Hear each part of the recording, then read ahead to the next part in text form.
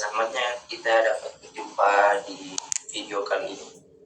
Perkenalkan, kami dari kelompok 13 akan membahas tentang haji dan umroh.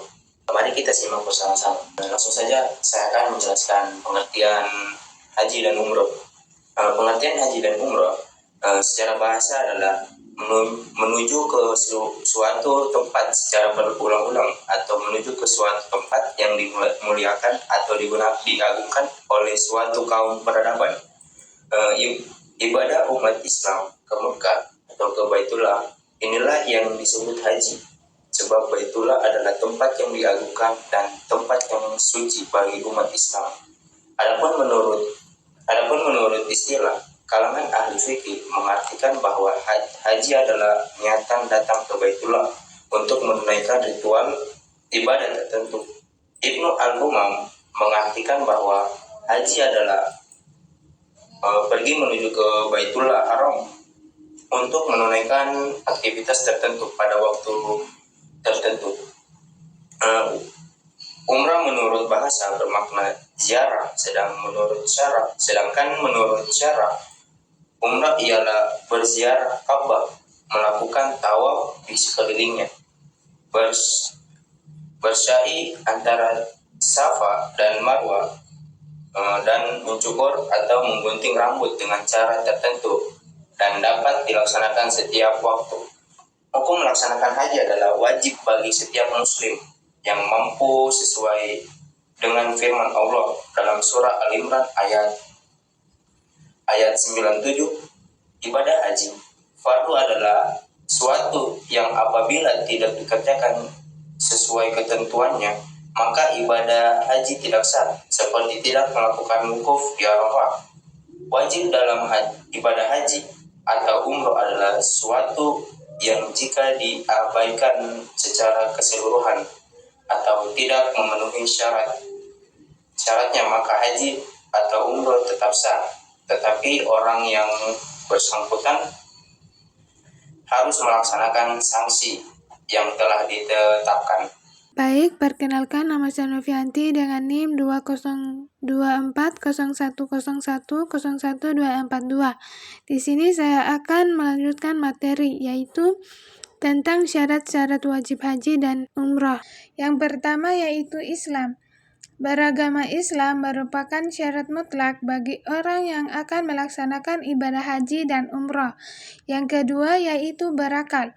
Wajib bagi orang yang bisa membedakan yang mana kebaikan dan yang mana keburukan. Yang ketiga yaitu balik. Bagi laki-laki yaitu sudah pernah bermimpi basah atau umur lebih 15 tahun, dan bagi perempuan sudah keluar darah haid. Yang terakhir yaitu merdeka, yaitu tidak menjadi budak orang lain.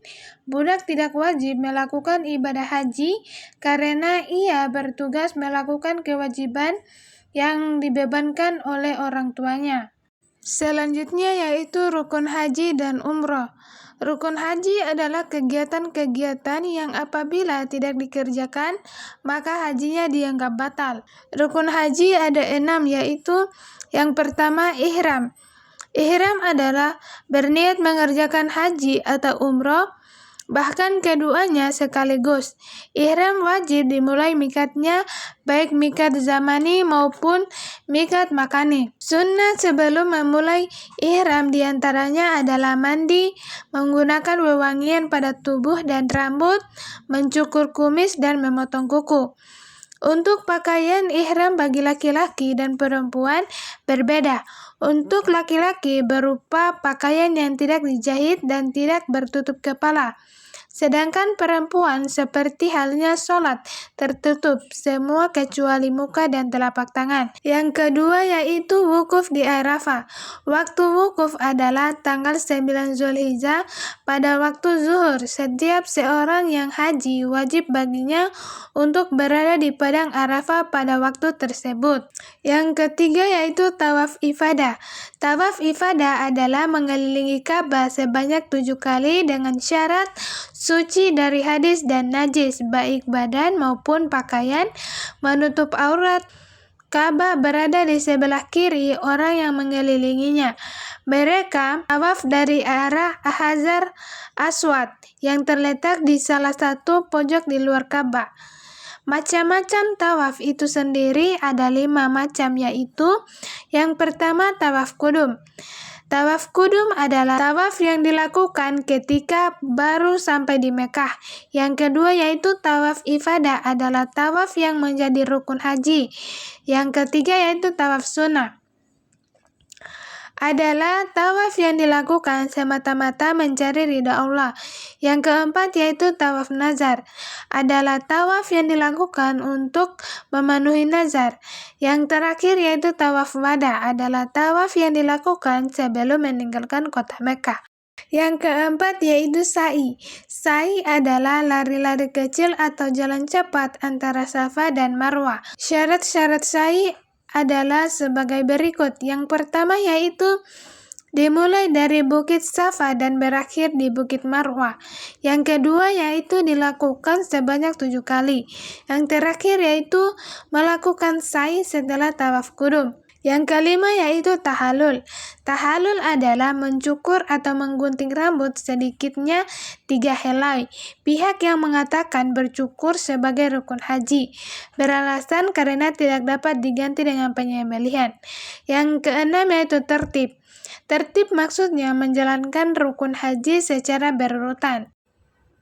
Baik, saya Mutiara Aswandi dengan NIM 20240101010247. Di sini saya akan melanjutkan pemaparan materi. Yang pertama, wajib haji, sunnah haji, dan larangan selama berihram haji. Adapun penjelasan wajib haji yang pertama, ihram dari mikot, 2 bermalam di Musdalifah, yang ketiga melempar jumrah Aqabah, yang keempat melempar jumrah ula, wusta, dan Aqabah, 5 bermalam di Mina, 6 tawaf wada, 7 menjauhkan diri dari hal yang diharamkan pada saat ihram. Selanjutnya sunnah haji. Adapun sunnah haji yang pertama, mandi sebelum ihram, 2 menggunakan kain ihram yang berpat melakukan tawaf kudum atau kedatangan. Yang kelima, sholat 2 rakaat tawaf. Yang keenam, bermalam di Mina.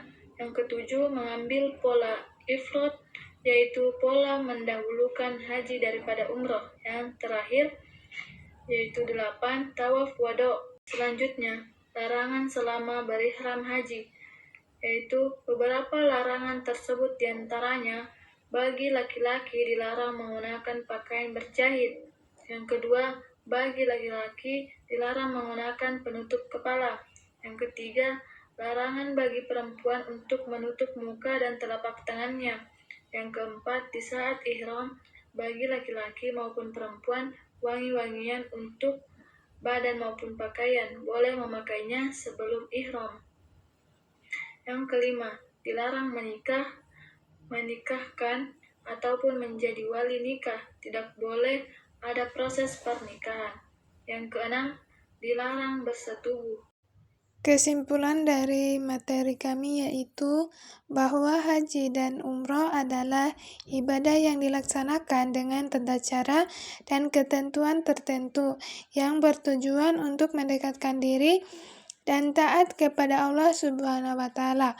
Haji dilaksanakan pada waktu tertentu, sedangkan umroh bisa dilakukan kapan saja. Keduanya dilakukan dengan memenuhi syarat, rukun, dan kewajiban yang telah ditetapkan dalam syariat Islam, serta bertujuan semata-mata untuk mencari ridha Allah dan mengagungkan kebesarannya. Mungkin itu saja yang dapat kami sampaikan. Saya akhiri dengan ucapan wabillahi taufiq wal hidayah. Wassalamualaikum warahmatullahi wabarakatuh.